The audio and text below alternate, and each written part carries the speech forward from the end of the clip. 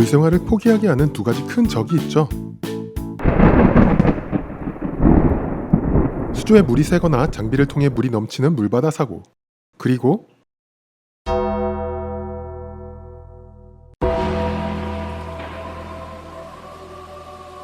그러니까 이게 어떻게 된 거냐면요. 1년 전에 물넘침 사고가 여러 번 있었죠. 사무실은 콘센트가 바닥에 있어서 소금물에 두세 번 정도 완전히 잠겼죠.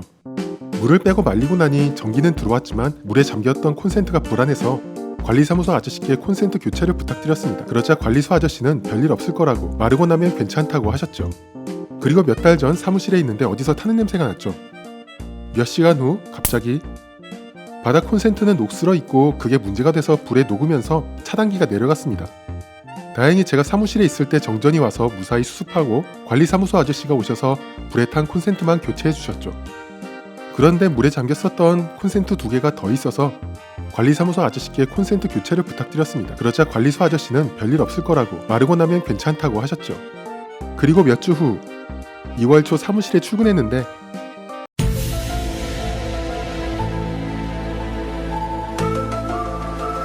또 차단기가 내려가서 정전이 되었습니다. 밤사이 정전이 된 것 같은데요. 당시 영하 10도 가까이 되는 날씨가 계속돼서 그런지 수온이 급격하게 내려갔네요. 구피는 어항이 작다 보니 금방 수온이 내려가서 전멸했습니다. 넉자 수조 해수어들도 죄다 쇼크로 넘어갔습니다.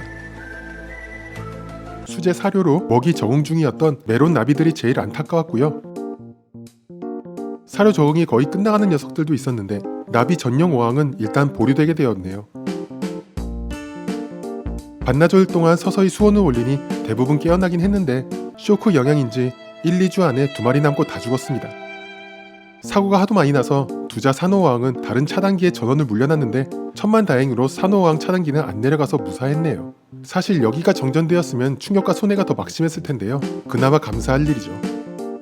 관리소 아저씨께 다른 콘센트 교체를 또 부탁드렸지만 차단기 올리면 전원이 다시 들어오는 상황이고 고장난 거 수리는 해주시지만 아직 고장 안 난 거 교체는 해주실 의무가 없어서인지 계속 괜찮을 거라 하셔서 아직도 불안 속에 살고 있네요.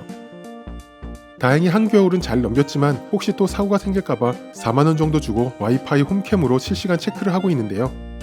이거 꽤 쓸만합니다. 사무실이 집에서 걸어서 20분 거리라 혹시나 이걸로 보고 문제 있으면 바로 달려올 수 있어서 그나마 안심하고 있네요.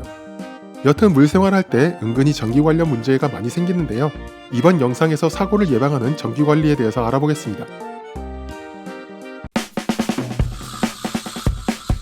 보통 가정용 콘센트 한 개당 전원은 3500에서 4000W 정도라는데요.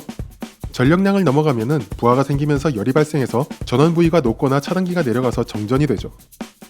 예를 들면 가전제품 중 전기 많이 먹기로 유명한 냉장고랑 에어컨을 한 콘센트에 물려 쓰게 되면 화재가 날 수 있죠.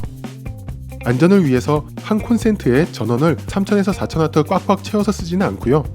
보통 70% 이하인 2000에서 2500W 정도로 사용하시는 걸 추천드립니다. 물생활용품을 비롯한 가전제품에는 죄다 전력량, 와트수가 표시되어 있는데 한 콘센트에 연결된 전기기기의 와트수를 다 합친 와트수가 2500W보다 작게 세팅하면 되죠.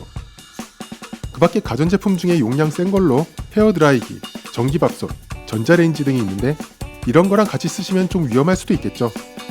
데스크탑 컴퓨터도 신경이 쓰일 수 있는데요. 본체도 전기를 많이 먹는 편이고 모니터는 사이즈가 클수록 전력량도 크죠.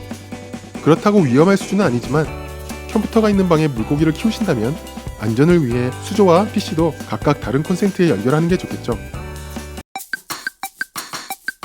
이렇게 멀티탭을 문어발식으로 하면 배선도 복잡해지지만 멀티탭도 제한 용량이 있는데 물리다 보면 부하가 걸릴 수 있고 보기에도 안 좋아서 가급적이면 깔끔하게 멀티탭 하나에 정리하시는 게 좋죠. 멀티탭은 위로 향하지 않게 벽에 부착하는 게 좋은데요. 수조 근처에 멀티탭이 있으면 물갈이 하다가 물이 들어갈 수도 있고요. 수조 다이 안에 있어도 멀티탭이 위로 향하면 먼지가 들어가서 그게 화재로 연결될 수도 있고요. 하단 선프하시면 스키머가 넘치는 경우가 생길 때 굉장히 위험하게 되죠.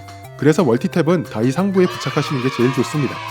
멀티탭도 뒷부분에 보시면 전격 용량이 나와 있는데 무조건 최저가 찾으시기보다 2000W 이상 되는 고용량을 지원하는 걸로 구매하시는 게 좋고요.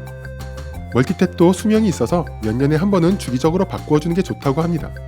플러그와 콘센트가 접촉이 불량해서 헐겁거나 살짝만 건드려도 전원이 들어왔다 나갔다 하는 경우가 있죠.